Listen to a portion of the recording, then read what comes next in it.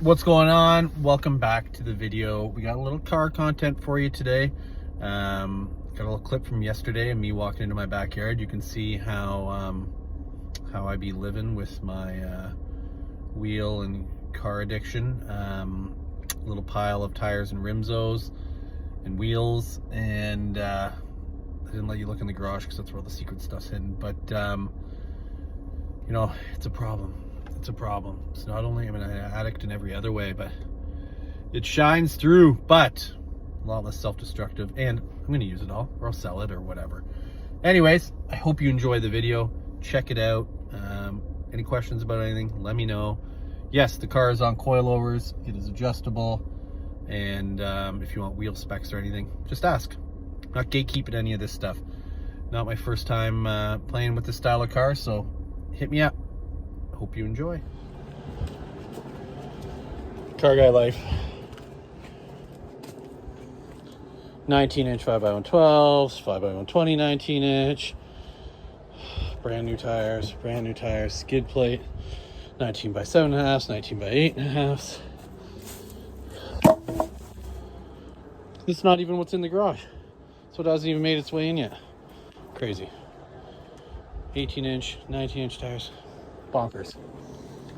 Let's go for a drive. Go see what this car's saying. Then we'll walk you through a little.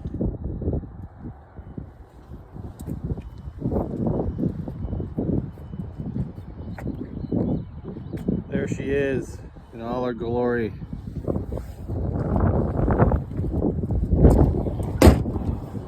The new beast. So here's how we stand now. Got a little bit of fitment going on. Got the new wheels fitted up, suspensions on, still some minor tweaking that's got to be done. So these wheels, although I do like how they look, are likely semi-temporary. The hard part about these cars, and if you see my channel and know my channel at all, I had a C32 coupe a few years back that was slammed, same kind of concept. And the wheel fitment for that should be identical to this. The tricky part is that these front suspensions, the way it's designed is it's a really wide spring, so you can't run a very wide wheel up front. So on my last setup, I had a bunch of different sets of wheels, but really, like, you're kind of limited to like an 8.5 at the most up front. You gotta run a skinny tire. Not if you're on factory suspension, like if you're a regular height, but when you're this low and the tire's so close to the spring because the knuckle gets pushed up. So we just have to run weird fitments. So this is an 18x8, 215, 35/18 up front, which is the same as I ran on my C320. And these are 245, 35/18 rears. So staggered. Yeah, it's a little bit bigger rolling diameter, but who cares? It's rear wheel drive, so non-issue there. Fitment in the rear we've dialed in. It's a 9-inch wheel, and I had to play with some spacers and things like that, so I've ran 8, 20 different wheels just to kind of dial this in. It's kind of sitting where I want it now. I think that's probably, I think I'm going to actually have a 12 mil hub-centric spacer to finish it off, so it's going to be about a 4 mil further out. But I like it to be a little bit recessed, if not just flush. I don't want it poking at all. Front end. So obviously this is an AMG. It's a C320, supercharged. We got a little issue going on here. This happened the other day. I was unaware that it happened. I just got a notification my fog light was having an issue. This is some Mercedes, so Christ, it could be anything why it was doing that. Then I went to walk the dog and I'm like, oh shoot, that's smashed. So I don't know what hit it. I didn't hear it, but it broke it. And it was in the middle of driving down the road. So I've ordered new fog lights for that. I'm going to do smoked fog lights, so those will look a little bit cleaner. Just kind of the old school clear. Front lip. Well, I can't even really post a picture of it because I didn't take any pictures. I installed the carbon front lip yesterday, and although it looked cool, as you can probably tell from here, there's not a lot of room between the road and that front bumper.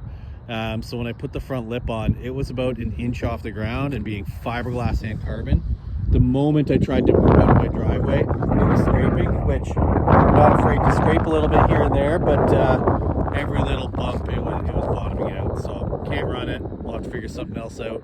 And Who knows, maybe someday the front end gets a little bit higher and I run it, but for the time being, no front lip. I don't think it needs it anyways. We've got some stuff coming for the side. At the moment, we have some plans for slight bolt-ons in terms of performance, but nothing crazy. I think in due time we'll delve into that, but I'm just really enjoying the car as it sits right here.